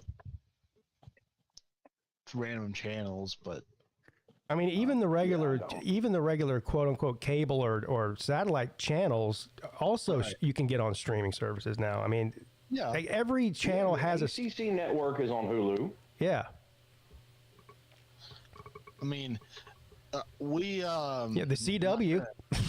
Yeah. Well, and here's the thing: all football games now, pretty much, as far as college football goes, even if they're on live TV, they're also on ESPN Plus, which I've got. Oh, speaking of that, did you see the new deal with the UFC? no. So starting in 2020, it's either 6 or 7, I can't remember. No more pay-per-view for UFC. All of their fights are going to be on Paramount. So if you have Paramount, it's free. I heard about that, which I do have Paramount, and that's fucking great. Yeah. It's some sort of huge deal. I don't know how many billions of dollars it's worth, but that's great because, well, I'm not paying $50 to see a fight. It might be more than that now. It used to be like It's been a while since I bought one. I know I'm going to buy one this year. I've got it written down. I've got the date, but Canelo Alvarez is supposed to fight. Jake Paul. No, Canelo Alvarez is not fighting Jake Paul. I'm talking about an actual boxing match, not a fucking joke. Canelo Alvarez is going to fight Terrence Crawford. Terrence Crawford, in my opinion, is the best pound boxer in the world. You know, Terrence Crawford is from Omaha too. Yes, he's from Omaha, Nebraska. Yes, I know. Okay, here it is. Here's the press release. This is via ESPN. I'll just read it to you, Breg. It's $7.5 billion deal. No, wait. Paramount TKO Group reached 7-year deal for all UFC events in the United States. Paramount will become the new home of Ultimate Fighting Championship events in the U.S. under a 7-year agreement with TKO Group. The deal has an average annual value of $1.1 billion. Under the deal, Paramount will exclusively distribute the UFC's full slate of its 13 marquee numbered events and 30 fight nights on its streaming platform, Paramount Plus, with the select number of events also set to simulcast on CBS. So some of them you don't even have to have Paramount to get. If you have just regular cable with CBS, you can watch them. Yeah. So I guess Paramount's owned by CBS. Is that the way that works? I believe you are correct. Yeah. So there you go. Does it say when it starts? What did you say, 26 or 27? It's either 26 or 27. I can't remember. I think it might be 27. Dana White's going to be going to the casinos, spending a shitload of money gambling.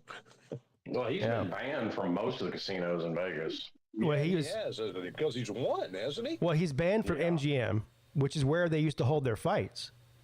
Right. That's why, which was dumb as fuck on their part. He won like $2.5 million playing poker one night, and they banned him from the casino, from MGM. He goes, "You idiots! I have my fights here, fucking idiots."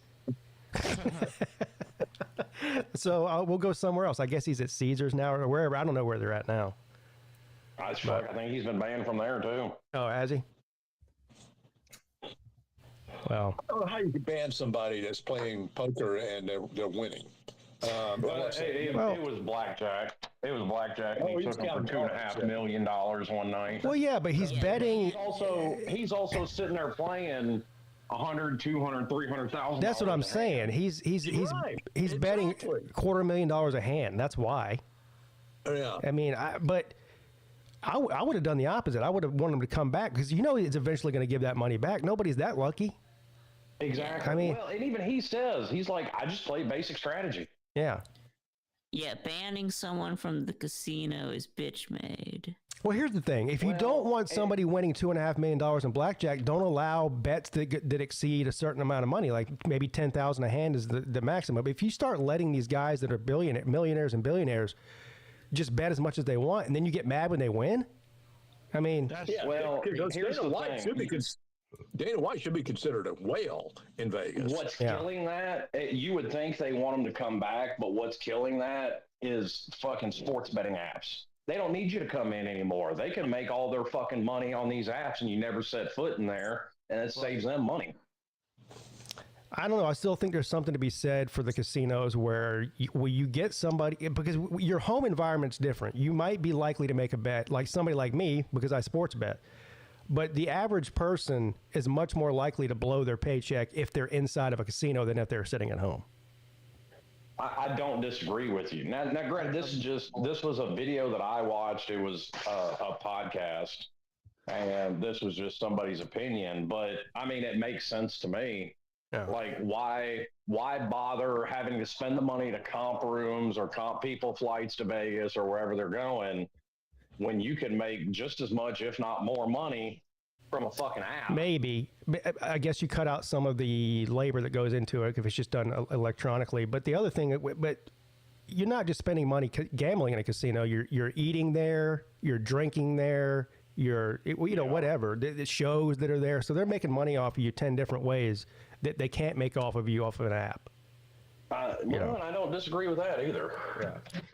Believe me, I know, because they get me 10 different ways every time I go. Margin is higher. Is the profit margin higher on the online sports books, or is the profit margin higher getting people there? Well, I would imagine that. I'm not saying that they're going to cut out, comping rooms and all that kind of shit, but they're less worried about it now than they used to be. Well, there's no doubt when it comes to sports betting that I think that the websites, the legality of it in recent years has definitely hurt the sports books in Vegas. There's no doubt about that, because you have 10 billion more choices, and like you said, you don't even have to go to the casino to do it.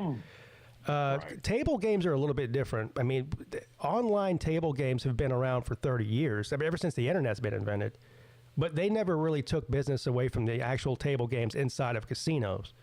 I think a lot of that has to do with that nobody trusts the online table games, which they shouldn't. But you do trust. We talked about that the other day. Yeah. But Well, you I do. mean, it's also getting to the point, like I've heard Lou talk about that. Why trust the fucking table games in Vegas, especially when you've got 6-deck auto shufflers? That's insane too. Yeah, you got to understand what you're playing because, this just goes to show you that they take advantage of stupid people in Vegas. I mean, everybody knows that. It's the reason they have 000 roulette tables sitting right next to a 000 one, and there's 5 people sitting at the 000 table and nobody at the 00 table. Like they just don't know. Like the same thing with blackjack. If you've got a six deck automatic shuffling machine there, I'm not sitting at that. But there's people who don't know the difference between that and a hand dealt shoe, so they'll just sit there anyway. They just say blackjack's blackjack. Well, and what they've done is they've upped the limits on the dealer with the shoe versus the 6-deck auto shuffler. Yeah. And which, Did Gypsy get his website back up there, Pete? Did who? Did the Gypsy get his website? No. The Gypsy. But we basically got the double tall boys and said they said it's shut down and it's not coming back on. Wow. Coming back Who ran it on the didn't Gypsy? Well, it's not. It's a worldwide website. It's been around for a long time. So who shut it down? I don't have no idea. I think Colby turned snitch with the FBI on the Gypsy. I said to Colby, I said he cut us off. Because we're all a group together. He knows we're all together, and he said no. He said I know other people it doesn't work for them either. So I don't know. Like maybe they just went out of business or something, which seems like impossible for a gambling site to do. But and the Gypsy don't have to sell his camper. Yeah. Poor Gypsy. I guess I'm just gonna have to make shitty bets with viewers now. I don't know. that the majority of them won't pay. Yeah. Don't make a bet with Octavian. Okay? Well, I won't. I mean, if they bet me, if I'm taking the bet, they're gonna have to give me the money in advance. Right. Yeah. So, which has worked out. Right. Octavian owes me $200, and I would bet him again. I would double that bet of $400 against Florida with Georgia if he won. But I'm not going to ever get the money. So what does it matter? God, I'm about to say, don't hold your fucking breath waiting on that money. No, I'm not. I'm not exactly. Which, to be fair, I'm not 100% certain that Octavian has $200 to his name. Well, here's the thing. I don't count other people's money, and I don't know what his situation is. But I do know he talks to when he calls into these shows. He's calling in on like a fucking iPhone 7. So if he had $200, I think he could get a new phone. Well, yeah. I mean, that's the point. I mean, my phone's 4 years old at this point, but the fucker's still working. I buy a new one when they break. I'm with you on that, Slim. Mine's about 4 or 5 years old too, but it's reliable as hell. Yeah. I mean, as soon as my S20 stops working, then I'll get a new one. Like that's just how I do it. Yeah. With you. I'm caught in the Apple universe. So my son told me this the other day because I just got a new iPhone a couple of months ago. So I've got the latest one, the iPhone 16 Pro Max or whatever. But anyway, my son still has my old iPhone 12 from like 4 years ago that I gave him whenever I got a new phone one time. And he told me that Apple is on like a 4 or 5 year cycle. So they'll stop. Like he can't even get the new iOS updates on his iPhone 12 anymore. They just stopped it. Wow. So it's like Microsoft. They do the same shit, They force Windows, Windows 10, Windows 11, because there's no doubt the iPhone 13, 14, 15, 16, whatever. If they kept them updated, they would last for 15 or 20 years. There's nothing. I mean, they're durable. There's nothing wrong with them. Right. But they force you to buy a new phone every 4 or 5 years. Well, and I know they've also been caught intentionally killing the battery life on phones to make people get new phones. That's horse. Yeah. Yeah, I got my my new iPhone 16 is coming on Friday. We just ordered Vic, I've got the 16 also. Let me tell you about all the great new features that's upgraded from the 15. You ready? Nothing. Nothing. It's the same goddamn phone. Anyway, so I had to get a new phone because I lost. You get 2 more megapixels on your camera. Yeah, it's something. It's some weird shit like that. But like, so my wife has an iPhone 13. That was my old phone before I got this one, It's identical to the 16. The only difference is the 16 has a little button on the side of on the side of it where you can snap and take pictures without having to push the screen. That's it. I mean, I'm having which I don't even use. Yeah, and something tells me that you're not getting a whole lot of use out of that because you're not taking dozens of selfies a day, or at least I No, hope you're I not. do use it actually whenever I shoot videos with my phone because I can just click that, when I'm doing a YouTube video. But but it's not hard to push the button on the screen either. It's not like it's really doing anything for you.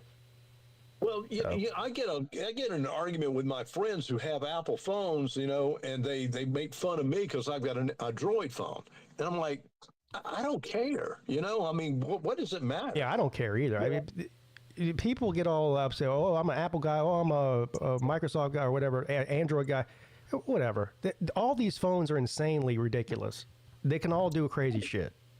Absolutely. I make fun of that shit the same way I make fun of like the people that say this conference is better than this conference. Yeah. Like there's really a marginal difference in them when you get right down to it. Yeah. And just because I know it sets some people off, I'll start those arguments. It's for me. This is why Apple is genius. Because I would go out and get a Samsung Galaxy phone tomorrow, and I'm sure I would love it. I'm sure it's a great phone. But I'm stuck in this Apple thing. If I I got so much shit tied to my Apple account that I would lose if I didn't have Apple. Well, Samsung does the same thing with your Google account. Yep, they do. Absolutely. I got an S22 and Samsung, and it's been. I mean, I've had it for the past 4 years. Damn reliable phone. And you know what I did? I still don't buy. Go ahead, Dick. I'm sorry. Yeah, I lost my my old phone. I think I lost it on the plane. Yeah, we've been in touch with Delta about it. They said that they still haven't found it, but they also said they want us to give them the serial number. Yes, so now what my dad says is that he thinks that they probably have it in like a lost and found bin, but they won't give it back until they get the serial number because they want to make sure that it's really mine or that's dumb or something. I guess I'm not the only one who has lost their phone. Oh, I'm sure it happens every day, but yeah. Battle Angel said, I've done Apple and Android. I'll never go back to Apple. Wow. Okay. So I said, well, good to know. Okay. But again, I don't care, whether you have an Apple phone. Yeah, I've looked for me. Yeah, what's wrong? Yeah, what's wrong with Apple? 90% of the shit that the iPhone can do, I'll never even try to attempt to do with it. Right. So I don't need a goddamn phone that can fly me to the moon. It needs to be able to work when I make phone calls, text messages, and upload videos. That's it. Simple. That's right. Yeah, I want mine to backflip and. Yeah. I want mine to cook me breakfast. Right. Well, see, I don't buy new phones because the price of them has gotten so ridiculous. I bought my 20 after the 21 came out, and I bought 2 of them on eBay unlocked, still in the box, in the packaging. Wow. Like cellophane and all. I bought 2 of them for the price of one brand new one. Yeah, I don't know how my phone was. I think it was $1,200. Yeah. Yeah. I have the S20 Plus. My wife has the S20 Ultra. I got both of those for $1,200. Yeah. How much is a brand? How much is a brand? If you were to buy one from Samsung or from the store or whatever, brand new out of the box, what would it cost? Like $1,000? Something like that. $1,200. Yeah. They'll it's like I went away from T-Mobile and went to AT&T and saved about $50 a month in doing so, but they said, "Oh, we're going to give you a S22 free." No, it was in the agreement that I'm paying so much per month, which I finally just paid it off. But it's done now, and I don't think I'm going to go back to they're not doing that. They've gotten to the point they're not doing that anymore. Like they used to give you a free phone. They won't do that anymore. Battle Angel just got her the Samsung Flip. She said it was 1,200 new. Ooh. Wow. God. Yeah, that's how much mine was. Now mine's got a terabyte of storage, so I mean it's basically unlimited storage. Yeah. Yeah. Well, there's so many Like this phone one had a companies- shitload, and I put a memory card in it. I put a terabyte memory card in it. Yeah. Yeah, there's so many damn phone companies you could go to. Pure Talk, Mint Mobile, See, the thing about those is on and on and on. So me and my kids have T-Mobile. We're all on the same plan. My wife, though, she has, I think it's Cricket. No, it's Mint Mobile. Okay, she's on Ryan Reynolds. So it's like super cheap, and it's supposedly the same towers as T-Mobile, but it's not unlimited though. Like she has a certain amount of data. Well, it is unlimited, but she has a small amount of data that if she uses, then her phone starts fucking not working right. You know what I'm saying? So like whatever, halfway or 3/4 away through the month or the billing cycle, her phone starts working like shit because she's already used all of her data. That's why it's so cheap. Yeah. So yeah, didn't you tell me? Was it you that's telling me that someone called Mint Mobile customer service and they just treated them like shit? I said, no, we can't help you. Pete. yeah, it was Mrs. Peete. She I thought she was gonna kill somebody. Because it was all happened whenever I got my new phone. We switched phones around. So I got a new phone. I gave her my old phone, and so she's trying to keep the same phone number. But, T-Mobile doesn't want to do that because they want her to switch to T-Mobile from Mint Mobile. But anyway, so the whole thing was she needed a new to get a memory card or a SIM card rather for her phone to keep, so she gets to keep her number that she has now and put it in the new phone. They made it so difficult. I mean, she probably spent 3 or 4 hours on the phone with them, arguing with them. They had to send her all kinds of shit. Like she couldn't access her email because she didn't have her old phone. So like if you can't get into your email, you're fucked. Yes. Yeah. Yep. Yeah. Especially with So- a business email, absolutely. This is the problem is they want you to access your email and they go, okay, well we'll send you if you use a different device, they'll send you a code to your phone. But hey, guess what, dickheads? I don't have my phone.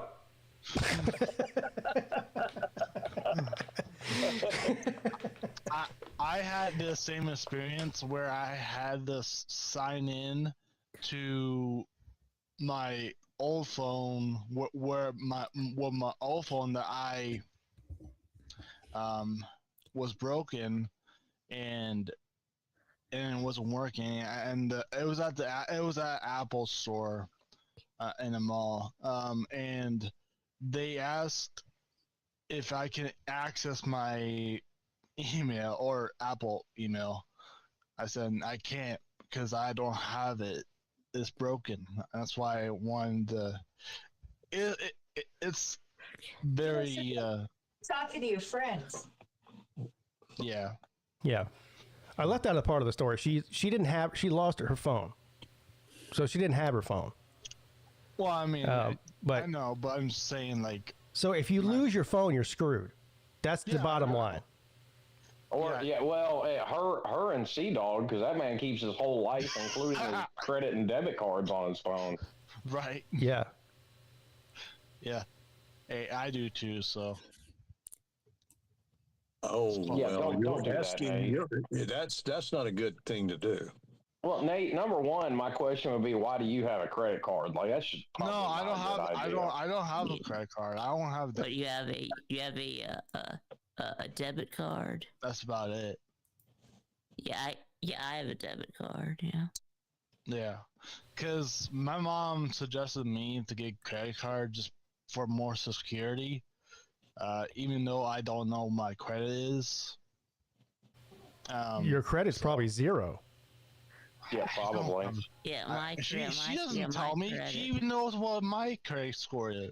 Yeah, my well, credit probably card doesn't, is zero. right? You don't have to have a credit score to get a credit card, though, Nate. That's how you earn. That's how you build credit. right. I don't know how You it can go to Credit Karma, put the app Credit Karma on your phone, set that up, and you can find out what your score is. And Yeah, well, when I tried, they asked for my credit. So Well, they love. No, they give you your credit score. Yeah, you don't need to have a credit score to get a credit card, Nate. I mean, everyone has to have their first credit card at some point. Right. And they want you to sign up for a high interest rate credit card. You're a first time customer and a lifelong one too.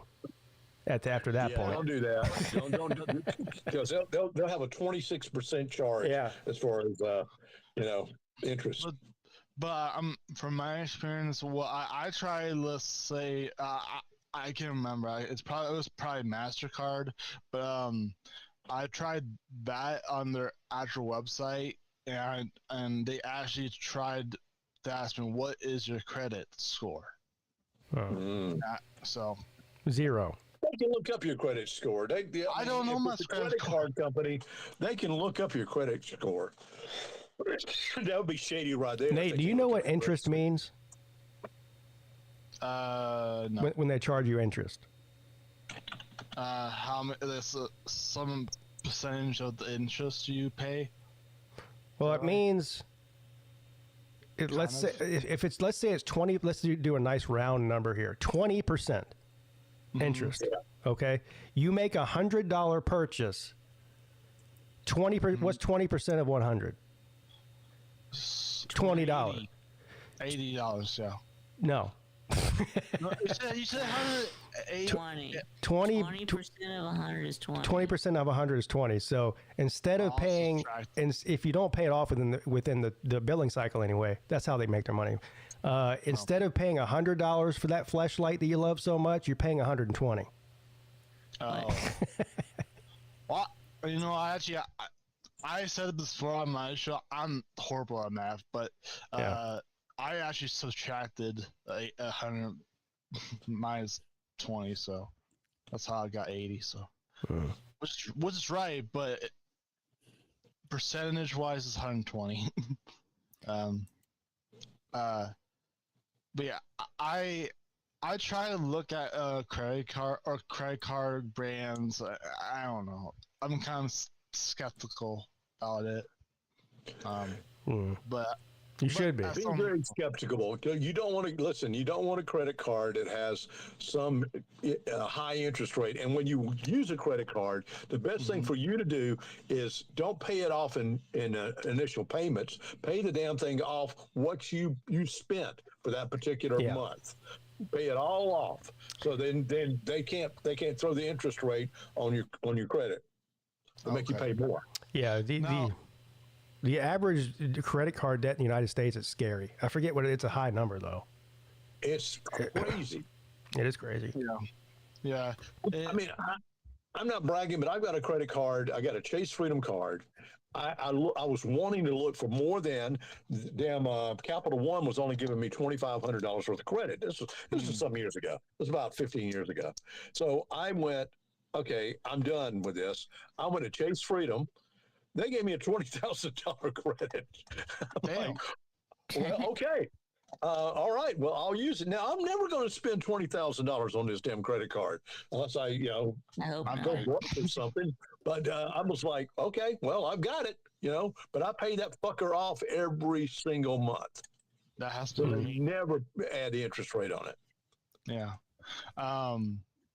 So interest rate is zero interest rate is a good thing or a bad thing? You're not getting a credit card with zero interest rate. Okay. I mean, they'll say beginning interest rate, but then if you don't pay on time, then that interest rate pops up.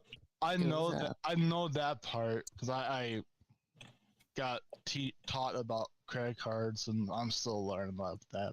But I did, like I said, I got taught if you don't pay off your credit in time, they'll even charge you or something like that. They charge you a shitload of interest. So what happens, Nate, is if let's say you get let's say you get your first credit card, you get $1,000 credit limit, okay? Because you're not going to get much more than that because you have the income for it anyway, and you haven't proven you don't have any credit.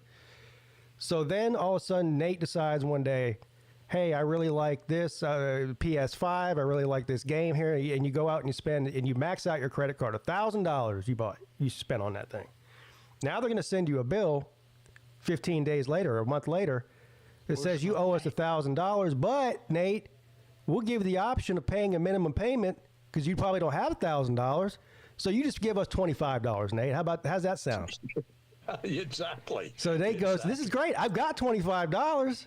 Well, the problem is, Nate, you pay $25 every month. The balance never goes down. You still owe them $1,000. Yeah. Well, the thing is, I'm in the negative zone in my checking account, so. Don't get a credit card then. If you're negative in your checking account, that's No. I'm No. a really bad spender. How'd you let that happen? A lot of subscriptions on my phone, so. But no, I'm being honest right now. I'm not a really good spender, so I'll just let you all know. Yeah, Vandy Danny says you can get plenty of credit cards with 0% interest for the first 12 to 24 months. Yeah, great. Yeah. Right. Yeah. This is like, this is the same tactic as the crack dealer giving out free crack on the corner and then, to build his business because he knows those crackheads will be back the next day paying real money for the crack. Same thing. I have a question. So for it, I know I told you guys about this, but the housing that I'm supposed to be in, or I guess apartment facility. Now, if I chose to be in a normal apartment facility, like I had to pay out my rent. At first, do I have to pay the room when I first get in there, like with credit, or do I do cash, or is there many options than credit? You're asking the wrong person. It probably varies based on whoever you're renting from. I have no idea who you're renting from. Well, Right. I was asking. Normally, they'll take a check. If you got a banking account, they'll take a check. Okay. If it's like they asking for first and last month deposit, something like that, Yeah. they'll take a check from you normally. And they may even take a credit card from you. I'm not sure. Because my friend said they only take credit. I couldn't believe that because I don't know where. Again, I have no idea where you're renting or talking about renting. Yeah, based on where you're renting from, that's the whole thing. I'm primarily looking at Zillow and stuff. Zillow.net. Oh. If you're looking on, I don't know. You'd have to talk to whoever the renting manager or whatever, property manager or whatever. I don't know. I mean, most places will take cash, but if it's a big corporation, they might not want employees taking cash because then they can steal it. Right. Yeah. So. Hey, Pete, I'm out of here. Yep. I got to go. I'm sorry. Yeah, that's all right. Talk soon. Yeah, man. take it easy, Bye, Scott. Scott. See you, man. But yeah, I can't wait because the like I said, the shelter and treat thing is being it's close to being built. And he sorry, it's supposed to be done in sometime the next year in the spring or in 2026, and I'm excited just to be out of the house and living by myself. So. Well, good luck. Yeah, the worst, I won't say worst part, but the hardest part I think is going to be, getting over living by myself probably. Yeah. But you'll be fine. Vic, if you had to grade the song that I made for you out of 10, what would it be? Out of 10. Out of 10, yeah, I'll give it like a 3. Damn, it's a terrible, Nate. Yeah, that terrible. Well, Yeah, no, it's not on you. It's because you Chat GPT wrote it, so it's not you. It's Chat GPT. Now I did put You probably know us and I put the coming for you, Nate. That's probably the one lyric I put at the end. So. Oh, But they can't all be bangers, Nate. Trust me. I know. Yeah. I get it. I haven't even heard it, but I'm pretty sure it's terrible. In my view, it's decent, but to be honest, it's terrible. Yeah, if the person who made it thinks it's just decent, then it's terrible. No, what I said is terrible, but decent. Anyway, guys, I do have to get off here. Hey, guess what today was? Today was the first day back to school for the kids. Are y'all back in school? Well, you're not in school anymore, but are the kids back in school in your area already? Yeah, my county went back last week. So. Yeah, all the schools area I went, they're back in school now. So, yeah, thank God. So we start late here, I guess. Mm-hmm. All right, Pete. All right, see you later, Nate. Always. Vic, you got what's going on? Are you doing Celine's show today or no? No, I think Celine is doing. Celine's doing Celine's show today. Yeah. All right, great news. So then we'll see you when Friday at 6 p.m. Yeah. Friday at 6 p.m. There you go. All right, Vic, thanks for coming on, buddy.